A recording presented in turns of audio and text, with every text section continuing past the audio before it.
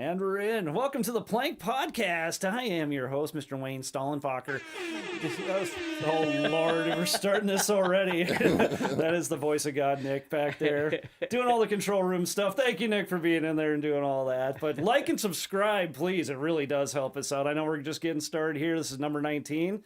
But if you can just hit there and just hit that stupid subscribe button, that really would help us out. We also have Spicy Gavin over here, our local Gen Zer. And today, I've been waiting to talk to this guy forever and ever. Steve Stine is in the house. So thank you, Steve. Why don't you just tell us a little bit about yourself and how you got to where you've been? Oh, my gosh. I don't even know where to begin. Try to with keep that. it under 5 minutes. I'm kidding.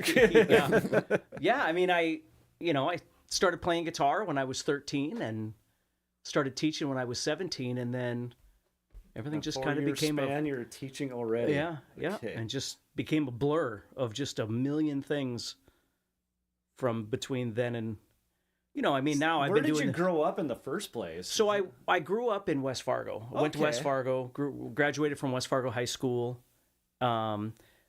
grew up in a trailer court called Buena Vista. If you know Buena. Yeah, Oh, yeah. Yep. That's where I grew up, was Buena You Vista. get lost in that one. Well, back then it wasn't that big, but yeah, so that's where I went to school and graduated, and then went to Moorhead State. And how old are you again? I am 50. So I was going to say, because did you go to Moorhead State? Yeah, I did for a year. So I saw the ending of Mike Coates. Yeah, like the last. He just put his sign up on the door, saying that he was basically finished. And I know you're one of his premier students that he had there. Mm-hmm. So that's one of the things I really want to talk about since that already came up. Sure. How did you start guitar, and then it was Mike Coates just a huge influence in everything you did? Yeah, I mean, I actually started trying to play guitar. I was living out in Rolog for a very short amount of time, and I started trying to play my uncle's guitar when I was 9, and he had this acoustic guitar, and he had this Mel Bay book. And it's almost impossible to learn how to play because you have no concept of what the guitar is, unless somebody goes, "Hey, you should try and do this," or "This is a Motley Crue riff," or something like that. There's just it just made no sense. So I gave it up after a very short amount of time. We wound up moving back to West Fargo, into the same trailer court again. And on my 13th birthday, I got a guitar from Schmidt Music, which is a whole thing too, because I wound up working for Schmidt Music for, isn't that crazy? Gosh, almost 15 years. So when I was a little kid, I living in the trailer court, they used to be now they've been in the mall a couple of different times, but they used to be in the mall That's over by... right, they were in the mall. Yeah, they used to be over by Sears, which isn't there anymore either. But I used to walk from the trailer court to the mall all the time, us kids would. And I would go into Schmidt Music and just sit there for hours. And, so Bill Law was one of the guys that was working there at the time, who I wound up working for at ESU. Yep. Shout out to Bill, yeah. Yep. And Dale Hahn, who was the manager. Yeah. So Dale was there. And so I got to know those guys by going there all the time. And it would get to be so late. I would go there and I would stay and wound up building a rapport with these guys because I was just a little kid. So they'd drive me home. Like, instead of making me walk home, they'd give me a ride back to my house. Such a different time. Oh, so different. Yeah. So, but from all of that, I started playing. I got a guitar from there when I was 13. Started teaching when I was 17. Graduated early. I don't know if you remember Corey Qualley. I know the name. Okay. I probably do. But he's since passed away from cancer. But Corey and our plan was to move out to California. So I graduated early. We were going to go out there and do the whole dream thing, and it never wound up happening. But so it was right around when I was 17, probably. I got a hold of Dale, because at this point now they were downtown. Yep. Schmidt Music was. And I'm like, man, I'm looking for a job. He's like, oh my gosh, I would love to hire you. So I started working there, started teaching there, and then that's where everything. And then they wound up moving back to the mall, so I moved back there, and then worked there for just off and on random hours because I was doing all these other things. But yeah, I worked there for about 15 years probably after that. Whoa. Just like on Friday mornings, I'd go in for like 3 hours, and yeah, it's just crazy. But I used to teach downtown. At the old building there, the basement, I used to teach down there for many, many, many years. Okay. And that's where like the Schmidt Fests and all that kind of stuff, if you remember any of that stuff. You're bringing all these memories back. I know. Like, That's all from when I was downtown. All that stuff happened back then. But yeah. So what brought you to MSUM then?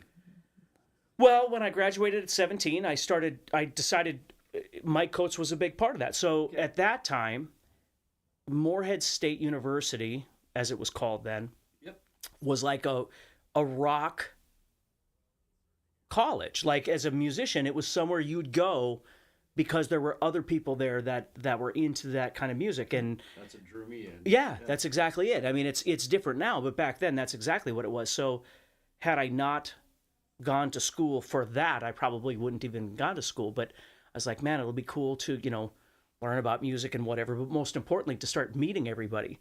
And that's exactly what it was, just meeting a ton of great musicians, not just guitar players, but just great musicians, and being, really influenced at the work ethic of students and practicing, and like that whole thing, you'd be 11 o'clock at night and you're rehearsing in those practice rooms, till 3 a.m. And it was really, really awesome. And of course, my freshman year, I was in Mrs. Dahlke's theory class, and then I had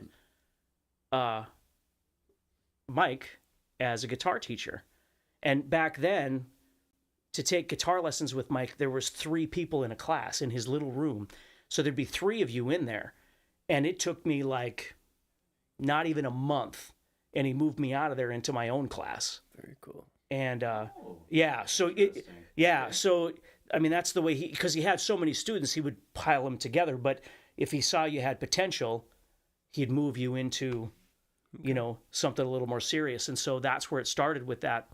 And I was really dedicated to, just the whole thing, which, I mean, I still am. I'm just old and tired, but but just everything I could possibly do, as hard as I could possibly do, as good as I could possibly do.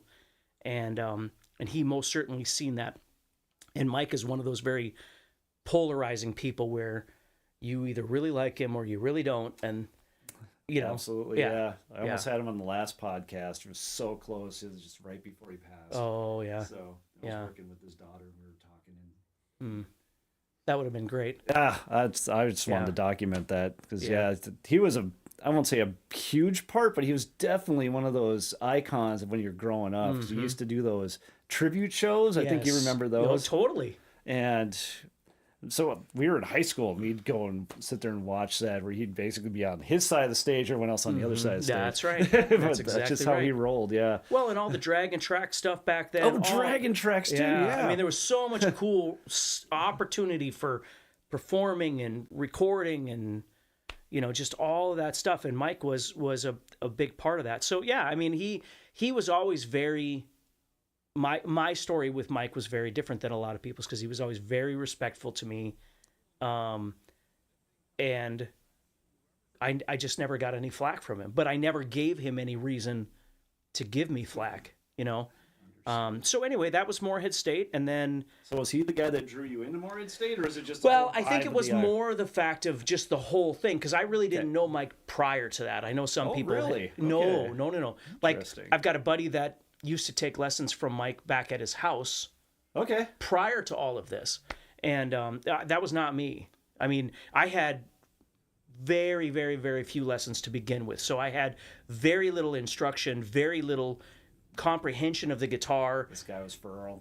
Yeah. I mean, when I was a kid, I just had a really, really great sense of ear training. And so I could hear color. Like I'd listen to,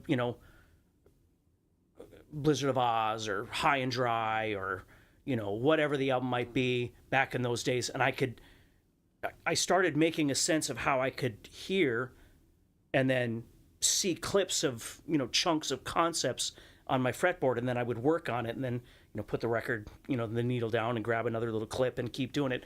And so I built, that's how I built my Gen X guys. Okay. Yeah. Well, that's the thing is learning how to play that way is really nice, because then, you can hear things and you don't necessarily have to rely on always having to find the answer. You can just visualize things. So it isn't just, music theory or something like that, although ultimately it kind of winds up being that, but you don't see that as a guitar player. You just see visual pictures of things on the fretboard. And so that's what guitar playing was for me for many years until I went to college. I could play lots of things, Iron Maiden tunes and things like that. Whether or not they were exactly right, I'm sure they weren't, but I still, that's a whole, conversation in itself, is whether you're going to learn something note for note or not. But I could play things by visualizing them. And when I got to college, I knew nothing about theory. I knew nothing about like scales on a higher degree, anything like that. So when I went to college, going into my music theory courses or classes was a nightmare, because I didn't know how to read notes. Like, I didn't know anything. Wow. And so it was like, oh my God, I'm never going to be able to do this. So the mic part was actually not even the worst part, because the playing, all he did was just pump me with information, and I would just keep practicing. Like, he had his book, his Chase the Dragon, right? I used to have a copy. I wish I could find another one. I don't think I've got one either, but oh man, that thing was thick. It was huge, yeah. And so, he'd give me an assignment and it would be done. But because the technical aspect of doing the stuff and the memorizing aspect, none of that was, and don't get me wrong, I'm not saying that the technique wasn't difficult, but his book wasn't Yngwie Malmsteen, you know what I mean? It was, it was tolerable. You'd be the one to talk about this, because to me it was just like yeah. Well, and that's, I didn't find it. So my point is, though, is like the theory stuff was completely foreign, because I didn't know anything about anything. So that's what I had to put a lot of work into, was the learning the language and how things work. And on a college level, you're studying so much more than, like in my world, I've never needed that high level theory, because like where you're taking a symphony and you're analyzing every note of every instrument and how it functions. Like, I don't do anything like that in my real world. I never have. No. It's performance and teaching and all of that kind of stuff. But it was cool. And then start playing in the ensembles with everybody. I can't remember the name of the place that we used to play on at Moorhead State.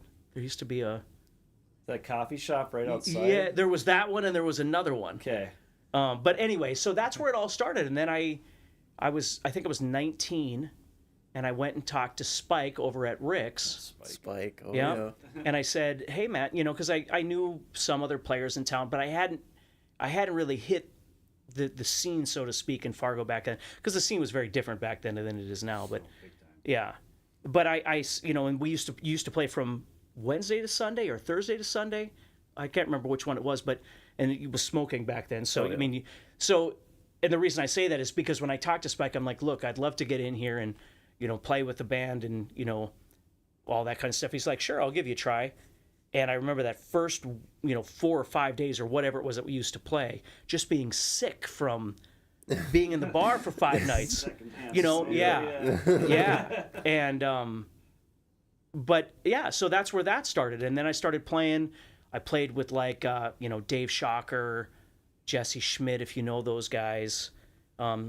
We used to have, we used to have a band called, gosh, I don't even remember what it was called now. But anyway, just doing the thing. And then, as I started playing more, like the thing about going back, I don't want to bore you with this, but going back to the Moorhead State thing. You ain't boring me at all. At the end of the year, you do these guitar recitals. Okay. Back then. And when you did these guitar recitals, guys from bands from all over would come and check out who the new players were. Because that's where they'd get their new guitar players from, were these guitar recitals. Yeah. So you had to have your crap together when you did these performances, So you try and play something that was kind of, challenging, like I did a Jason Becker tune one year and whatever.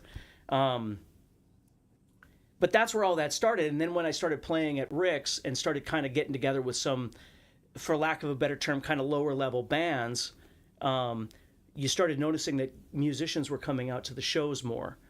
And then, start connecting. And I mean, that the whole conversation of everything that I'm assuming we're going to talk about has to do with connection. Oh, yeah. Like, that's the whole thing, is getting connected and staying connected. like what you were talking about with your band. That's Right. that's how this whole thing works, and you have to tirelessly keep connecting. Yep. You just cannot stop. And if you're doing less than your neighbor, then your neighbor's going to connect more than you will, and that's just the name of this game. Having the talent, having a personality, but that whole persistence of connection. So anyway, playing, band guys started coming out, blah blah blah. Started playing in some other bands along with those bands. Still going to school, trying to teach, all this kind of stuff, and then I started playing with. So one night, Carl and Pat from Ponyland Dozer, it was at that time, came out to the show, and they're like, "Dude, you're in the wrong band. We'd love to get you in our band." And of course, that was a whole history of Mata Hari, and if you know any of that whole thing, like that was a whole. Actually talking to a guy last night at our show about this entire thing. The first name, he was like, he just wanted to say hi to me because he liked the drumming, and I was like, oh, that's cool. And then he was just like, yeah, Steve Stine. I was like, he's gonna be on our podcast tomorrow. And then he started going into the Dozer and all the other fun stuff. And I was talking about Ponyland Dozer when they played Operation Mindcrime cover to cover. Yeah. And I was too young to get in. I'm still pissed about that. Yeah. I remember this distinctly. Yeah, I mean and that band was so unique because the players were just so good, and not just on a talent level, on a skill level, but on an organic level. Like there's a difference between learning songs and being able to just organically make things happen. Right. And so, we do a lot of just crazy, weird improv things and just really fun stuff. And then they were very comedic on top of that. That wasn't my thing, but those guys were really funny. And so half the show would be like making people laugh and then rocking out to crazy fun stuff and just shredding all over the place. And it was quite popular. And, that's where all that started. And then just moved from there into... everything else I was doing, and then Methuselah was another thing. Yep. All those bands that kind of came afterwards. And then just getting to the point where I was just so overwhelmed, because then I became a Montessori instructor. So if you guys know what Montessori education is, I was a Montessori teacher for 14 years as well. So from doing the lessons and the school and all that, and start playing in bands, then I got to a point where, before the band thing really started taking off, I had over 100 students a week. Individual students. I would teach 7 days a week. Oh, it was just... And that's where the Schmidtfest stuff came from. Okay. Was I had so many students, and then they have friends and whatever, and I was like, hey, what if we try to do something where all you guys jam, like for 3 days, we'll just get together, and all you guys will get the opportunity to actually see what it's like to play with other people. And so, I remember the first Schmidtfest, because I worked at Schmidt Music at the time. It was like a Sunday, and I called all my students into downtown that I was talking about.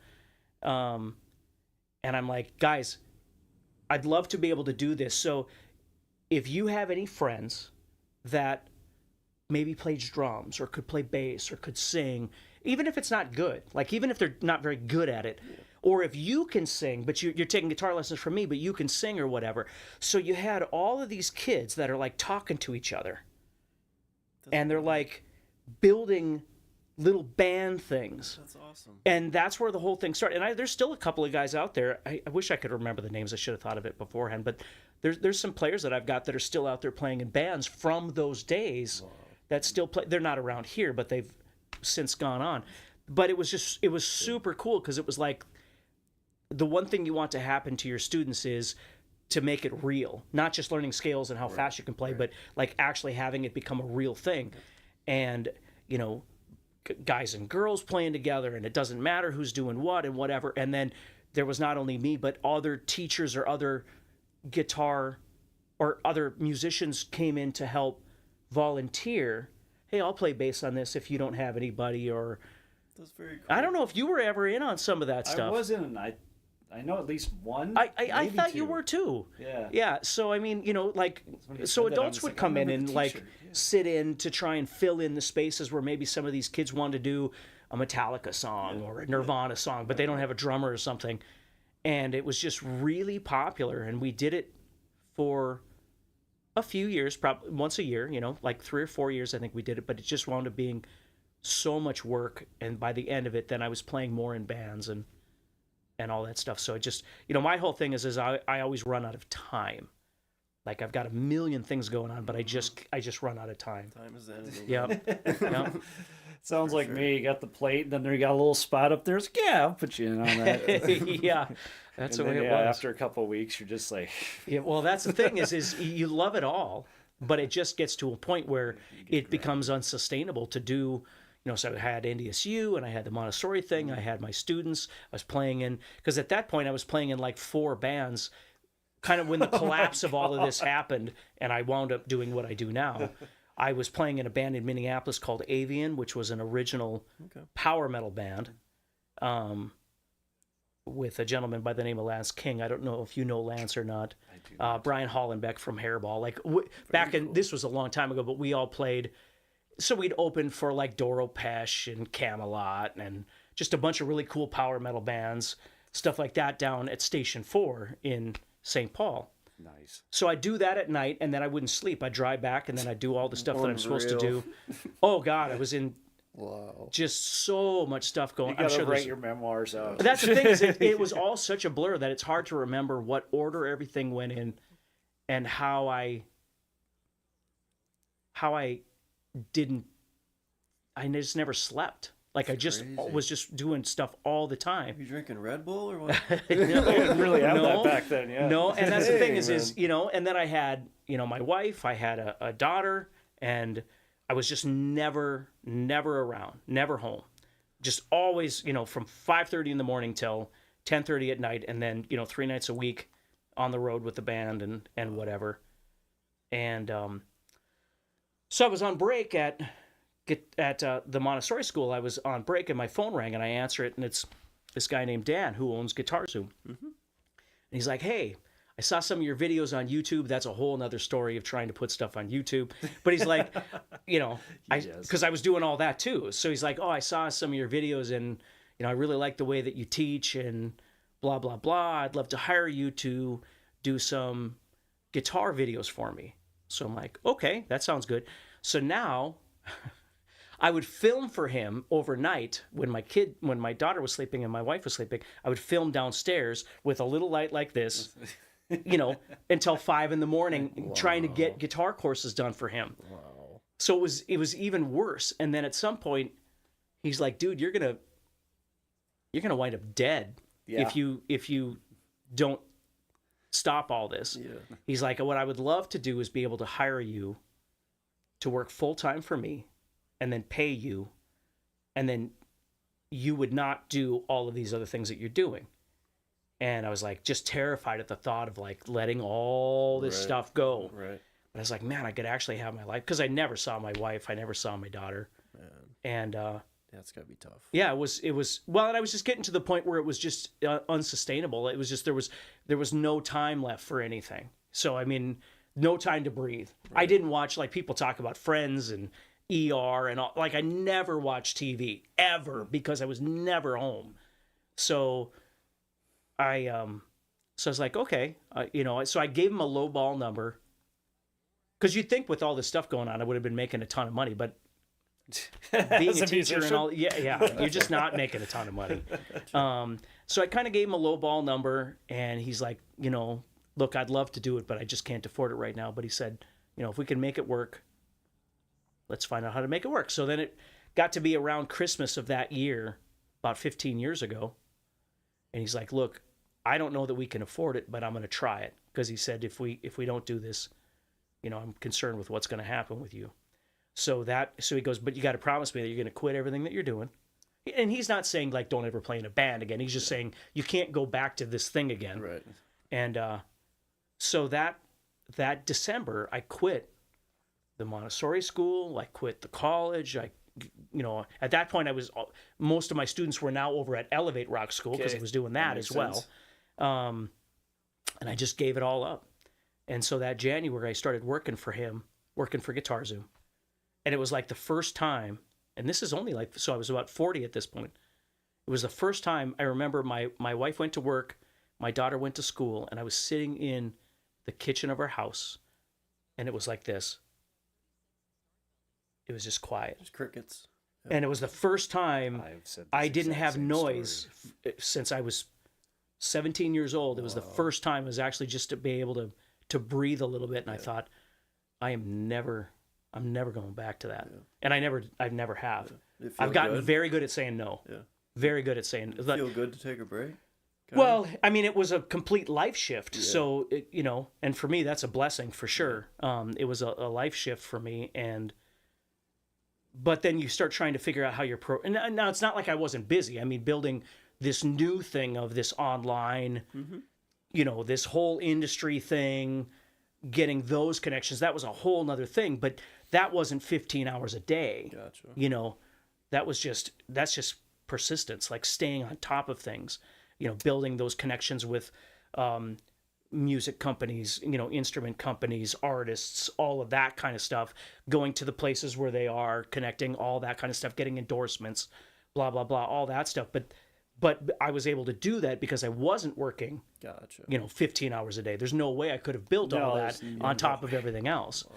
So that was the benefit, was, being able to have that time to build the second part of this whole thing. No, that's crazy. 100 students Yeah. a week. I still can't figure out. It's like, And that wasn't classes. That was just private lessons, dude. I think I had up to 5 a week. Yeah, Yeah. That was, and I thought Well, and that that's- was enough. That's the thing is I that's what I had a knack for, was teaching. I mean, I love playing. I How love do you performing. keep track of all that? Well, you just had a little notebook, or yeah. Yeah. Not one notebook. I had all kinds of things. But once you get to know them, every time they walk in, you remember where they were and what they were doing. It just takes getting to that time. Okay. But I couldn't go back. I couldn't go back to do that now. I just don't have. The older you get too, it's hard to have that much patience. Because that was the other thing for me, was that I was never. I've always considered myself more of like a motivator. Like, I'm not an angry person, and I'm not getting mad at people for whatever. And I mean, I'm not saying it probably didn't happen here and there, but I wasn't a Mike Coates. Like, I wasn't making people fear me out of my way of teaching. I'd rather teach through motivation. He knew what he wanted. Yeah. Well, that's the thing. Is that's the thing. He Is tried to get it out of you. well, and this is college. Yep. This isn't a private lesson at your house, right? This is college. You're supposed to be given that. That's why you're there. That's why you're paying the money. Right. So I never held that against him, because that's exactly what you're doing. Where, if you're coming over to my house for a guitar lesson, my job isn't to make you cry when you go home. Right. My job is to try and get you. Yeah. I know. Surprise. But That could be like its own subgenre. Steve Stine will make you cry before you leave. And if you don't, you get twice your money back. Oh, yeah. Oh, God. well, and that's the thing is Things once get you nuts. get to that level of stress, like, you're so busy, that's what you see potentially starting to happen in your world is, you love everything you're doing, but it's like the ultimate in multitasking, and now it's starting to break down. And now are you going to start taking it out on your fellow employees or your students? Or so there was Yeah. no way out. And so for me, thank God Guitar Zoom came along, because that gave me my way out, Definitely saved you. So that let you be able to leave Fargo and go to where you're at now. You won't disclose that unless you want to. But is that the main reason why you were able to get out into more, I say, the farmland? Because Well, that's, yeah, that's I mean, where I want to go. Yeah, So, so, anyone I has mean- an old farmstead, let us know. Yeah, like my kids went to the Montessori school that I taught at. Okay. So when my oldest daughter wound up getting, because usually Montessori doesn't go until your senior year. Usually only goes through, 6th or 7th or 8th grade or something okay. like that. And I'm so learning once something she about got that. through the Montessori system, which this all happened at the same time. She needed to she was either going to have to go to a private school, or she was going to have to go to a public school. And coming from the Montessori education, my wife and I did not feel comfortable putting her in like West Fargo or something like that, coming from such a small. Yep. So we decided to move out to Kindred. We had some friends out in Kindred. Okay. And so we wound up moving out there, and it was just, it's the greatest thing that we've done since then. So not only has my life, the stress of being so busy subsided, at least to a certain degree, I can spend more time with my family, which is what I do now. Great, yeah. how priorities change now, as you get a little bit older. The most important thing is, of course, my family, my kids, now I have a granddaughter, as I mentioned. So these are all the things that I think about far more than whether or not I can get another endorsement or how fast I can play a lick or, Gotcha. you know what I mean? But I am thankful that I got to do all of those things. Yeah, that's exactly it. So you got to start writing your memoirs now. Yeah. It's going to take you another decade Oh, just God. to sort Those them out. 20 years, though, it's just a mess. Like, I don't even know how I would sort all that out of what was going on. But Start with page 1. Yeah. Because I really like to look at that. Yeah. I don't know. I'm an interest in people. I like hearing what everyone's got to do. Everyone's got their own story, and this is it's always been fascinating because I knew you did a lot. And if you look on his Facebook page, the discography on there is just like, yeah. okay. Yeah. It's like, I just like to accomplish a few of these. Yeah. Yeah. Well, that's the thing is so then you move into the next thing, which is, start the online stuff, start making videos, trying to make connections there. And that just sort of kind of blew up, with people watching the videos, learning from that kind of stuff. Like it's always interesting how you never know who's learning from your stuff from, like I had to, like, not that you guys didn't even know who he is, but his name is Shawn Mendes, right? So guys like him learned through YouTube. They were like the first phase of people that were learning through YouTube. So when they did a documentary on him, they sent me a thing that they asked for my request to use my stuff in his documentary because he had learned how to play from me and Marty. That's Schwartz, very because cool. Marty and I were kind of the early adopters, and I'm not saying there aren't other ones, and Marty and I are good friends, but Marty knew how to use YouTube in a smarter business sense, where I didn't see it that way. I was just trying to put videos out, hoping I wouldn't have to work 80 hours a week. Right. You know what I mean? Trying to find a way to like find another career where I could do something a little bit different, but that's where it started, and from that, connecting with artists and companies and all that stuff, and then going to NAMM and go to all that kind of stuff, do guitar clinics, things like that. Because now I had time to travel. Like I had time because I could make videos whenever I want, whether it's 5 a.m. or 3 p.m. or 8 p.m. or I could work. I don't need to be somewhere from 8 to 5 every day. I just need to. Yeah. So I could just so if I do have to travel and go to something, I can do that and still. Like you're doing now. You can still do this on the road. You can still do this in the hotel. It becomes part of the content, right? So everything that you're doing is part of the content. So whether you're going to interview someone or you're going to, meet with whatever, all of that stuff, even the process of the travel becomes part of the content. So, we live in a society now where I remember when the transition between be careful you're not putting out too much content because you'll oversaturate. Right. Now there's no such thing as oversaturation. No. Like you can't put out enough content. Exactly. And that's the problem is that you can't tire out. Like you have to continue feeding that social media beast. And now it's not just YouTube, it's YouTube and it's Facebook and it's Instagram and it's TikTok and it's whatever and it's Reels and it's Stories and it's like it's just like it's so much now where 10 years ago it wasn't like that. It was a lot easier back then for an independent person who, I've always had like guys that will do my video editing and, social posting and things like that. I still do some of it, but I have a group of people that do that for me as well. Oh, do you? Yeah. Lucky. Well, that's the thing. That's what I'm saying is if you're independent, it's a lot of work. I mean, you can easily put in 8 hours. Yep. Easily. You could put in 8 hours just doing some filming, prepping what you want to talk about, doing the filming, do the editing, planning when you're going to post it, what's the description going to be, what's the title going to be, what are the tags going to be, blah, blah, blah, doing all the research on that stuff. It's just endless. And so, you see people burn out, like guys that were doing what you're doing too, they start falling off because there's only so many years you can do that before you're like, oh my God, either I have to hire people to help me or I can't do this anymore. Yeah. That's why it's great having you guys. Yeah. So you guys know exactly what I'm talking about. Yeah, it's my last podcast. It ended up just being me there for about a year and a half. Oh, and yeah. I just got redundant. So I thank you guys for being on. Yeah. Nick. Yeah. It's a lot of work. I mean, people don't realize when you're on the outside, you don't realize how much work all of this is. Yep. See the video. Yeah, that's right. Well, yeah. It's like, oh, you just go and talk on the That's on right. the camera there for a minute or two. It's like, Yeah. no. I wish it was that. Yeah. But yeah, that's the thing, is just, learning how to, where like Gary Vee, I'm sure you guys know who Gary Vee is, like learning how to take a large piece of content and make as many small pieces as possible and just keep, I gotta get way better at that. and you all of us do, because it never ends. Like it just never ends. And then there's a new platform, and now you got to abide by that. You think of like Rick Beato. I'm sure you guys know who Rick is. So Rick, I know Rick.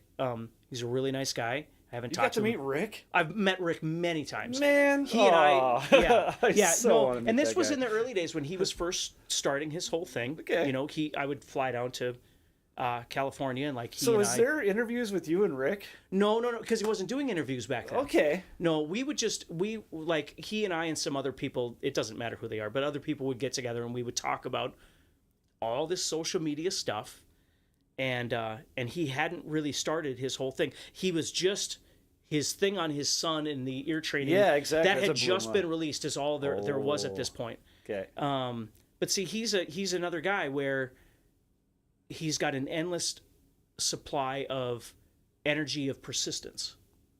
Now, he is in a better spot than we are because he's not in North Dakota, right? So you've got better access to the people that you need to get in contact with. True. And he already had connections, which is, again, connections is half the battle too. Exactly. But he's got a great personality, and he's very smart, and he knows how to talk to people.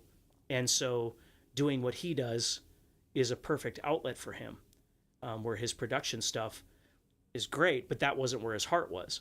And so, trying to get connected with I shouldn't even say trying to get connected, because when you're from North Dakota, the thing is that you tend to have, if you really want to do something, you tend to have a pretty good work ethic already. And most of the time, like for me, I've never had a problem with my, what's the word I'm looking for? Like my attitude. Like when I meet people, they tend to recognize that I'm pretty honest. I'm not trying to, there's none of that kind of weird stuff. And so the connections happen pretty quick, especially when you meet people from New York or, LA or whatever, and they can sense that there's a real thing there. Yeah. So then, your friendships start developing from all of that stuff. I remember going to NAMM one year, and I met Tim Pierce. I don't know if you guys know who Tim is, but I met Tim out there. And I'm not saying that to name drop. What I'm saying is what I thought was really interesting is we got together, and he's like, because he's such a sweet guy. I met him at Sweetwater at an event I did there. That's when we first met, and we sat down and had coffee, and we're talking about stuff. So then the next year when NAMM was going on, we met out there, and the first thing he said to me is, he's like, so who do you want to meet? And I go, what do you mean? And he goes, well, who do you want to meet? And I go, nobody. I'm not here to use you to try and, like, I'm just here to hang out with you, like, and do the stuff I got to do. But, and you're a fun chat. Yeah. I mean, that was the thing, is I've never tried to jump off a shoulder of somebody else for something else of something else. I'm okay with this. Like, I'm okay right here. I don't need more of X, Y, or Z. And I think guys like that, they really appreciate that, because they're constantly always being inundated with people that want something. Gotcha. And so, but again, had I met him 20 years ago, maybe things would be different, because I wouldn't have already established this stuff. But this is why life works out the way it does. You know what I mean? But it was great. And so that, just like anything, just nurturing those friendships and staying in contact, staying connected, and that honestly, that's been kind of the best part of all of this, is the industry guys, not the other guys, but the guys that kind of make this whole thing run. The Ricks or the Tims, or just guys in these companies. Like one of my best friends is the artist rep for DW.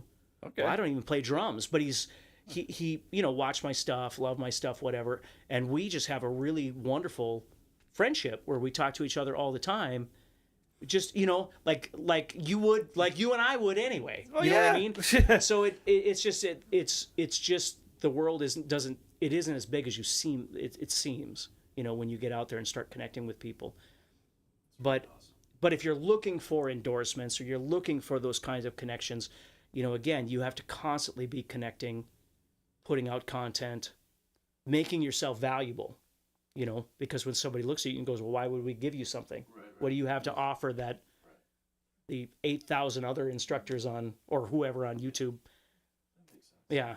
So, yeah, that's the thing, the whole social media beast. And for me, that's where I'm wearing thin. Like, I can't get up every day and just do 6 hours of content. You can't get up and do kissy face on the TikToks. Well, that's the other thing is hi fams. Yeah. my youngest daughter used to say that to me all the time. She's like, well, there's so many other things you could be doing. I'm like, I can't do any of that stuff. It would feel so awkward of me to try and act that way, Here we are in Hornbacher's. So I'm going to buy some soup. Like, who cares? Chicken nobody cares today? if I buy friggin' soup. So, but if somebody was good at that, that's a wonderful angle, of all that kind of stuff. I've always tried to keep my personal life very, very separated from this whole music thing. I'm not trying to hide them from everybody. I'm just saying, you don't need to see my house. I don't need to go live and show my granddaughter all the time. Like, there if you go. If you're following me on Facebook or something on my personal page, you're going to see pictures because that's what I put. But I'm not going to put that out on whatever. That's really not. Nobody cares, and I don't really want to show that stuff. Like you've been showing videos that are cat all the time. Yeah. Yeah. It's like, yep, there's another cat. Yeah, exactly. Gotcha. So bring us through like a typical day you have now, because back then it was just crazy nuts, and now it seems a lot more chill. And it was like, do you do a lot of filming all the time? For the longest time, up until about a year and a half ago, not even that long, probably about a year ago, that's all I did was I would do filming, go live like you guys are doing, all that kind of stuff. Okay. And then about a year ago, I mean, the company itself, it was a little longer than that, but for me, it was about a year ago, we started doing this thing called the Guitar Zoom Academy. So instead of just doing guitar courses and selling those, which we've been doing for 15 years, during COVID, we started trying to think about how we could create something where we could give guitar people that want to learn to play guitar, but they've been struggling with playing, for X amount of years, which is a lot of people, how we could give them a personal experience of really learning how to play, like work with them for a year and like literally on a daily basis if needed. Daily basis. Yeah. And like, not saying you have to be there every day, but saying if you've got questions or you're studying this thing and you don't understand something, because so often with video, it's just obviously a one-sided conversation. Like you're watching a video and you go, wow, that's cool, but I don't know how to do it. Or what would I do with that? Or how does this work? Or is my picking right? Or a million other things. So we're like, well, what if we built something where we could actually help people, like watch them play and say, hey, this is what I would try and do. Try and fix this. Try this for a few days. Let me know how things are going. You can communicate not just through Zoom, which is what we use, but they can text you whenever they have questions about things. And there's all kinds of resources they could use. Point being is just that's where the Academy spawned from, was from the COVID time. And so once we got out of that, we started kind of planning that. And about a year and a half ago, we launched it. And then, so what I do during the day is I also do sales. Okay. But they're not really sales. It's more somebody is interested. And so they'll meet with me or one of the other instructors, because there's a total of 8 instructors inside here. Okay. And we all online. All online. Yeah. Because you're dealing with people from Australia and New Zealand and I mean, all over the place. There's students from all over the world. Yep. But I just have a conversation with them and explain what things are, how it works, all that kind of stuff, and see if it's something that fits them or not.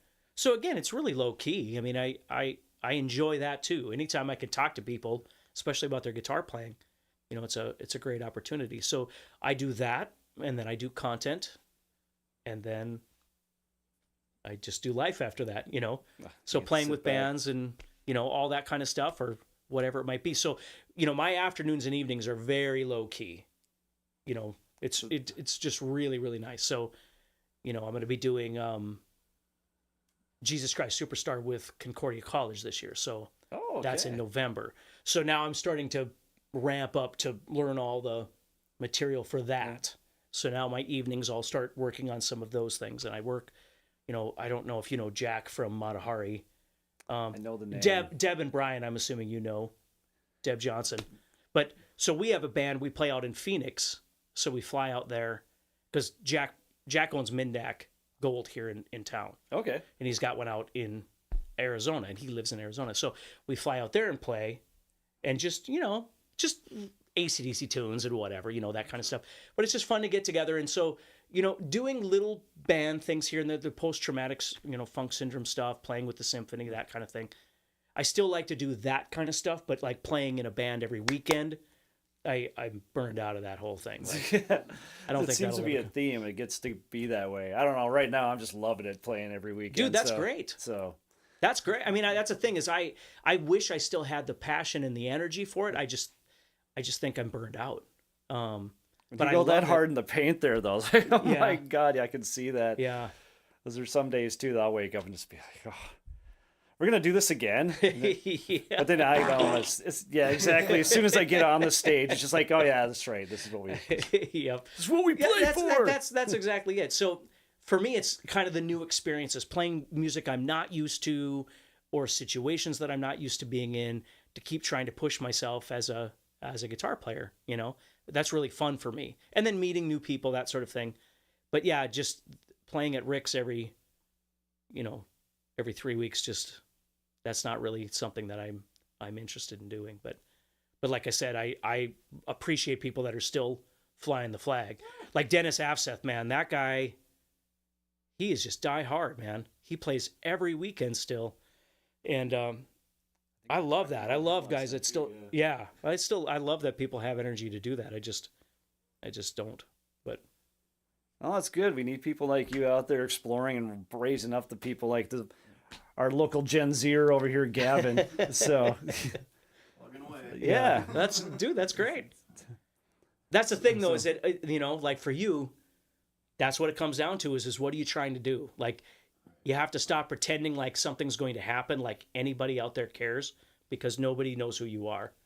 And so it's like, I deal with a lot of frustrated musicians who are like, well, I never got that chance for whatever, or what chance are you looking for? Like, you got to define what that even is, because, it's not the 80s. You're not making a ton of money. You're going to struggle, but if you love what you do, it's worth the struggle. There's nothing wrong with that.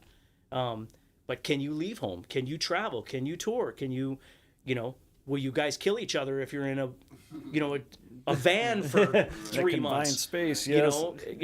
Like all that kind of stuff. Are you cool with it? Or maybe it isn't playing in a band. Maybe it's doing sound like Hat does, or maybe it's, maybe it's doing management, or maybe it's doing roadie work, or, there's a million things you can do, but it's just a matter of, like when I was younger, every day I didn't do something new, I felt like it was a day wasted, because I'm just getting older, and the doors just keep shutting.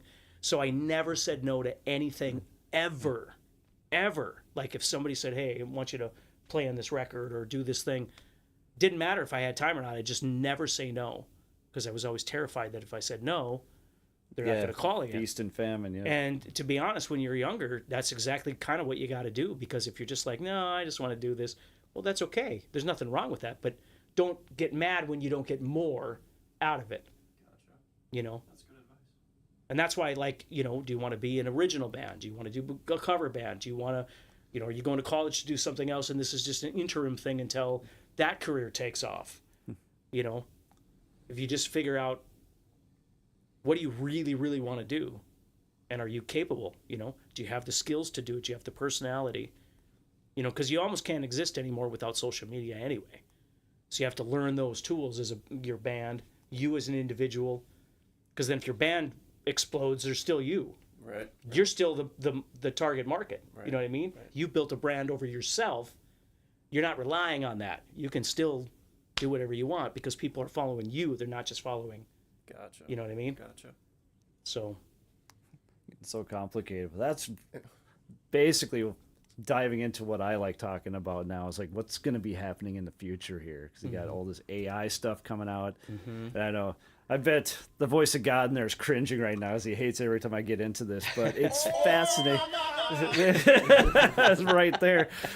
This is so fascinating to me. It's just like they got programs now, or an AI, whatever you want to call it, or building songs out of thin air. Now, granted, you can't say they're like the greatest thing ever, but it's coming. It's And coming. it's getting better It is getting better. all the time. And I like hearing people's views on just what Well, you think is happening here. Dude, it's Will we be eating the bugs pretty soon? you well, know? it's been a massive dive since the days of MP3s, right? I mean, since all that stuff, and the industry just went belly up on having any money. And, and then because of Spotify and all that stuff, people stopped, like, you and I are old enough to remember when albums came out, you listened to an album as an entity, like it was a thing. There was side 1, there was side 2, like you took it all in. Now there's no side 1, side 2, there's just a song. Like, you could put together, your band could put together 12 songs. Nobody cares. Like, and I don't mean that in a negative way. What I'm saying is that's just the reality. Like, if you could release 3 or 4 really great songs, now you got a chance at something. Because the rest of the time you spent trying to fill this space that nobody really cares about.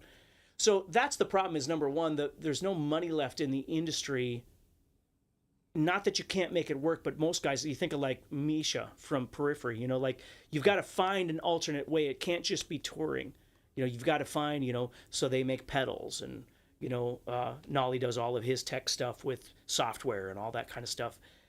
You find another way to make the incomes to support your love of the performance, right? For that other side of what you want to be able to do.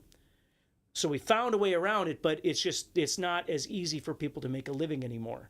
You have to do more things to be able to make a living. Yep. Multiple streams of income. Yeah. Yep. You look at that whole thing with like Cradle of Filth. I don't know if you saw it just recently.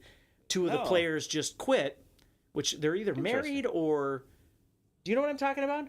So, and you hear this all the time, like, anyway, so what happened was they wound up quitting, and there was all this, dirty laundry between the 2 of them, but basically the keyboard player, this woman that played keyboards, released her financial statements, and she was making like $30,000 a year playing for, or 20 or 24 grand a year or something like that. And there's lots of stories of guys out there that have been playing in bands for years. Exodus, well, even Doug Pinnick, like Doug will talk about how if he's not touring, he's not paying his mortgage, and he's damn near 80. Wow.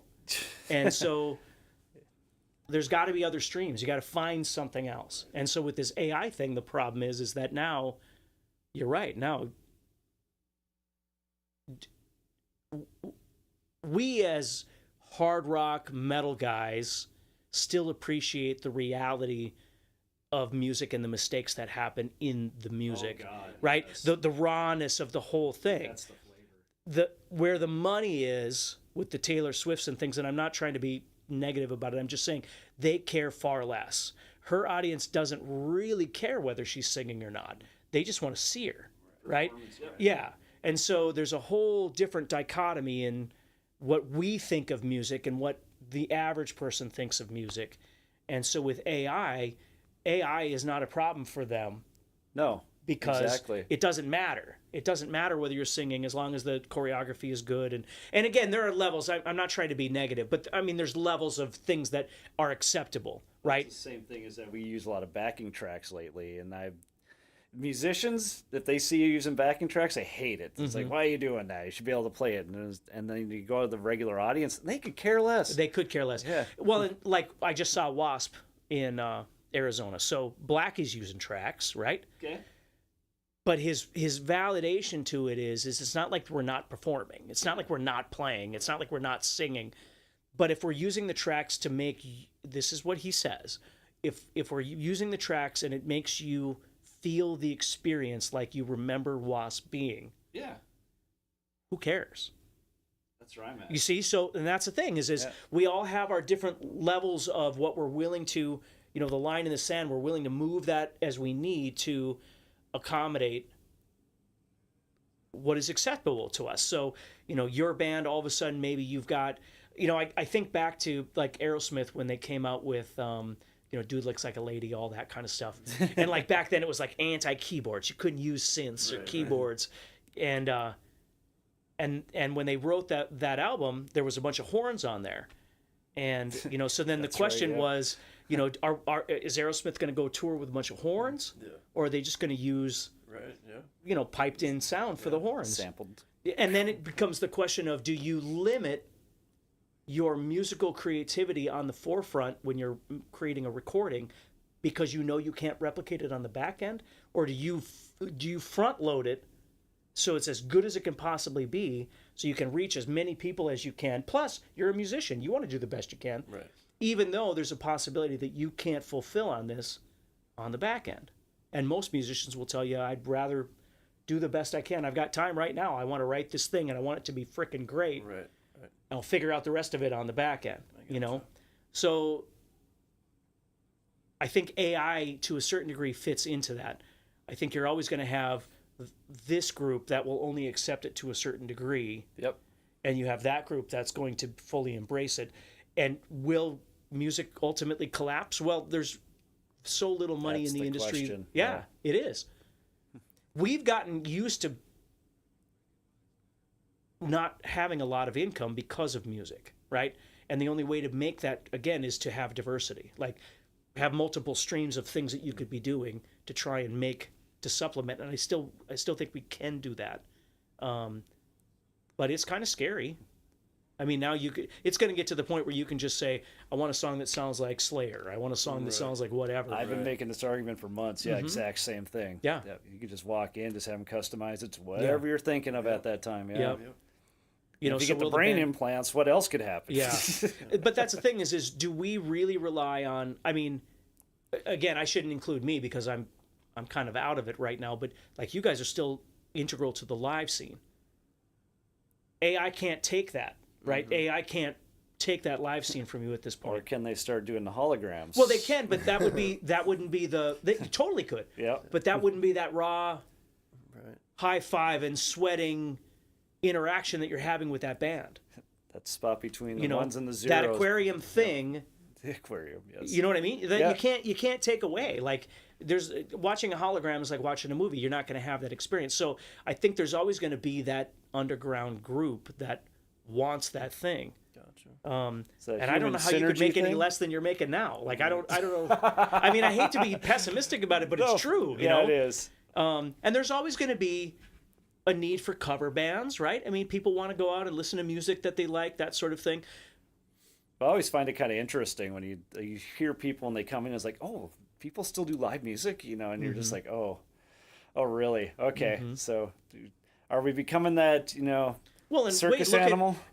Well, and that's the thing is look at when we were younger, how the scene was versus how the scene is now. Oh, yeah. So, I mean, there's been a decline for years. And as a band, you're not really making any more money now than you did 20 years ago when you go play it. And it's heartbreaking, but that's kind of the reality of it. So, and I'm not saying those things to try and get people to go, oh, I shouldn't do music. I mean, being a teacher isn't any better, That's why we being have a public buckets. School teacher, you're not making any more money. So there's a lot of jobs that you can get where it's not really as much about the money as it is the love for what you're doing. And then what you try and do is figure out how to support the love of what you do. How do you do that? Well, most people work a 9-to-5 job so they can play at night. Right. And they know they're not going to make, you're spending more on gear, you're spending more on drums than you are, what's coming through every day when you get paid. Yeah. But that's half the fun of it is she doesn't know this. Steve, come on. Yes, she does. Yes, she does. But that's what we do is we work our day jobs and then in the evening we, do that thing that we love to do and make a little cash on the side. And is that the worst? I don't think that's the worst. But if you want more, you got to make a plan. Reality kind of sucks sometimes. Mm-hmm. Gavin, what do you think about all this? You're the one that's going to be coming up through there. Well, to me, I'm just hoping for tomorrow. That's basically it. So do the best you can today. I actually watched one of Rick Beato's latest videos. We'll go back to AI a little bit. and he said that AI really can't replicate a human, you know, their personality on stage and live, and I don't think AI will ever take that over personally. But I question that just I because don't the know. quantum computing they have these days. I talked about in the past is that you have Jojo Mayer had a TED talk about the humanity lives between the 1 and the 0 in the binary code. Right. But now you have quantum computing, so you have the 1 and the 0, but then you have the triangular spot in between. What was the word for that there? I don't know. Oh, it's like Quintec or something. I know I'm messing this up, but it was something like that. That is able to get in between the 1 and the 0. Okay. Will that start building itself out to become the new humanity? Yeah. Well, that's a way bigger question than just even music, right? I mean, that's just humanity in itself and whether or not there's going to be human existence at some point, right? I mean, Terminator. yeah, like 9. If you guys have seen 9 before, like that's the whole thing. But I think the one thing is that like the conversation that we're having now, just this human experience, is what we've been lacking for a long time anyway because of social media and doom scrolling and all this stuff. That's exactly it. It's having an actual human conversation. And it's not that AI can't take that away. It's whether or not we're willing to allow that to take that away. Because you've got people that are just sitting in their basements alone, you know, just hidden from the world. Right. And then all these terrible things happen. It's like, everybody needs to start getting re-engaged again and remember that you can put the phone down. It's okay. Like we can actually have a conversation. What? Oh, I know. But isn't that terrible? You said it too. Yes. Yeah. Okay. And that's the thing is I'm not trying to get all cosmic on you guys, but there's an expiration date for all of us. That's the reality, right? The reality is you got to stop pretending like you don't have a finite amount of time. So why not take advantage of that and actually live and not just exist? There's a way bigger difference between just existing and actually. I like that a lot. Yeah. To live, not just exist. Yeah. I'm stealing that. Yeah. Sorry. Yeah. It's true. So I think with AI, that's the thing is if we're relying on it too much for X, Y, or Z, it can do all kinds of terrible things. But that's a choice that we are making by not allowing ourselves to actually just be present. You know, you want AI to do everything for you. That's fine. It'll do everything for you. Right. What are you going to do? I mean, why not just live? You know what I mean? If you could find a way to utilize it to benefit something about what you're doing, you know, like you need a personal assistant. You don't have a personal assistant. So you're going to ask, you know, ChatGPT to give you some advice on whatever. Or how would you organize my day if I had this and this and this to do? Or I've got to make a podcast on this. What would be some really good subjects to think about? That's great. You know, you don't have to pay somebody to help you to try and come up with those ideas. It doesn't mean it's always going to come up with the right ideas. You two talking about it probably would come up with a number of, because you know each other. So you're going to come up with a bunch of ideas thinking about each other, thinking about the situation, thinking about the way you like to talk about things and the interests that you have. ChatGPT doesn't understand all of those things, right? On the inner level. Not that it doesn't, again, it's never about whether it has capability. It has capability to end humanity. Yeah. Right? I mean, at some point, it will have capability of being able to do that. So let's not pretend that it couldn't do that someday. But that, again, is a choice that we are making right now. You know, that won't happen in my lifetime. But I still love the synergistic energy that you have about this. Yeah. Just about humans just wanting to be hanging with humans again. Yeah, that's what it is. I mean, without that, we have nothing. So do you think music might bring that back together? Well, like, I think... At least as in, like, places to hang? You know, it's hard to say whether music... I think it's the... Entertainment? Well, that and the musicians. Like, I think it's the personalities. I think it's not just, you know, rock or blues or jazz or country or something like that. I think it's just... I think it's just the excitement. Like, again, when we were younger... I hate saying that, but it's true. It's so true. But there was an excitement for that music. Right. Now the excitement for that music is kind of gone, but the excitement for a lot of things are gone because we're all just stuck looking at our phones and being alone. Like there's so much of life's excitement all the way around that's missing because we're trapped in these little bubbles of self-existence, and that's the problem. Right. So for me, it's not just music. It's just the human experience all the way around. Like people aren't going to shows as much anymore because they can just sit at home and watch, watch Netflix and whatever. And that, again, that's fine. Do whatever you want to do, but you have to start creating that movement that people would want to go, hey, I really want to be a part of that. Maybe it's the music. I always think like Methuselah, I always thought it was kind of interesting how, so Methuselah was a band I had. Okay. With some really fun musicians here in town where we would play a lot of metal. Like we'd play Slayer and Pantera and just, Black Label and Slipknot and oh my God, just all kinds of stuff. Prong and yeah. All the good stuff. oh God, it was so fun. I And hate to be this guy, but we have a client in 15 minutes, so we do need to wrap up. perfect. Oh, the voice of God, I tell you. But yeah, so this band was, we'd play from 9 to 1 or whatever, and high energy, crazy music. And we'd get people in the audience that I guarantee you had no idea what that music was. Yeah. But they loved the energy. Yeah. Like they just wanted to be part of the guys that knew the music. They just wanted to be in there because it was just such an How energetic. do we get that back? Wow. How do you? I don't have the energy, right? I mean, you're the one that's got to create it. Because I've been seeing like this whole Gen X thing. That's why I like talking about it so much. Is that you can see that a lot of the kids are coming to school now. I spend a lot of times going through the schools helping out whatever I can, and they're all wearing like Nirvana and Soundgarden and everything else. And you can ask them like name 2 songs off that album. They have no idea. No idea. Yeah, I had one student that had in utero and they couldn't read what the word was. Like, I got the utero right. Yeah, it's like, okay, we got you. Yeah, but that's where you have to step in and try and get them. Again, it's all energy, right? I mean, that's I know we got to wrap up, but that's the thing is you only have a finite amount of energy each day, right? When you're younger, you have a lot more energy. When you get older, you have a lot less energy. Gotcha.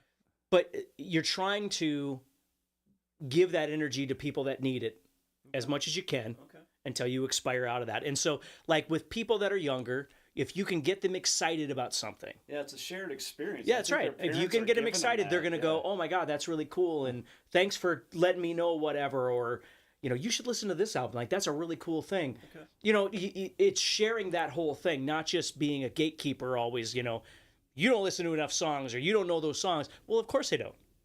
So is it our job to go, you know what, if you like Nirvana or if you don't even really know who they are, what you should check out is, that would be a really cool album for you to check out. Okay. Because you got to get them excited to want to listen to it. Because, again, everybody's just listening to this one song by this band and this one song by this band. And, that like love of the band. Little clip, because you talked to, I won't say their names, but they're talking about like when they're playing on stage nowadays, like the phenomenon is that if it's the little TikTok spot, like they know the chorus, they'll sing along to the chorus. As soon as they get to the verse, they all just stop. Yeah, they have no idea. So they don't know what's coming up next. Yeah, It's the first 7 That's like the I'm new so phenomenon. sure that's true. Yeah, that's funny. Yeah. We're kind of in the middle of making an album right now, and I think what we're gonna do is maybe make 100 or so vinyls. Maybe bring vinyls, maybe tapes even. Sure. Cassettes. Get some at shows. Sure. Or, just having something physical. Yeah. And like you said, you have to flip it over. And listen to the whole thing. So. Vinyl. You got to hope that everybody's got record players. Right. Yeah. A lot of people But staying on listen, the wall. I mean, that's the thing is just. I wish I knew the answer to all of that, but I do know that it is engagement. Like it has to be engagement. Like back in the day, you'd go on break and you'd go say hi to everybody. Yep. Instead of sitting with my wife, you'd go say hi to everybody in the audience. Right. How you doing? Thank you so much for being here. That kind of thing. Yep. And part of that isn't just your job. Part of it is that you're enjoying that. Like you're making that connection. Precisely. Yeah, Yeah. that's very good. People are cool. Especially if you let them be cool. Yeah. We got to wrap this thing on up. So you got any last things you want to talk about? What you're doing later? Where can we find you? All that other I'm fun going to stuff. be painting my house later. That's what I'm doing. Painting your What house. Well, same color. I Okay. just got to fix some chips and stuff like Hey, that. that's But all right. no, I mean, I'm just glad to be here. I appreciate hanging out with you Thanks guys for for coming. sure. Appreciate you being Yeah. here. I've been waiting for this day for so long. Yeah, well, I couldn't even appreciate it, tell man. you. It's been great. Pleasure meeting And I you. see so many Yeah. different areas I want to talk to you about even more. But Yeah. Well, maybe we'll continue some other day. Exactly. We'll have you back. Yeah, Cool. that'd be you great. have fun though? Oh, it was great. Good. Oh, I love to talk, man. Cool. where can we find you? It's shutting up I have a problem with. It's all good. It's all good. Where can we find you at? Oh, just you can look up Steve Stine, Stine, kind of anywhere, any social platform, anything like that. You'll find me all over the place. Okay. You can always head over to guitarzoom.com, check out the Academy. There you go. That's something else. Otherwise, that's about it. Cool. Or Steve Stine Guitar, is that another one of those? Well, there's all all- kinds of them. Just all you got to do is look up Steve Stine. You'll find me all over the place. Cool. We have some links down below for you and all that. And again, like, subscribe, and all the other fun stuff. Gavin, what do you got? Have a good night. And you can find us at The Plank Podcast on all the social medias, from the Tiki Tacs all the way up to the Instagrams, along with Pirate on Cassette, from the Tiki Tacs up to the Instagrams. And again, if your guitar or your drummer has more charisma than your front man, the band may be in trouble. But that's why my band's doing just fine. So until next time. Peace.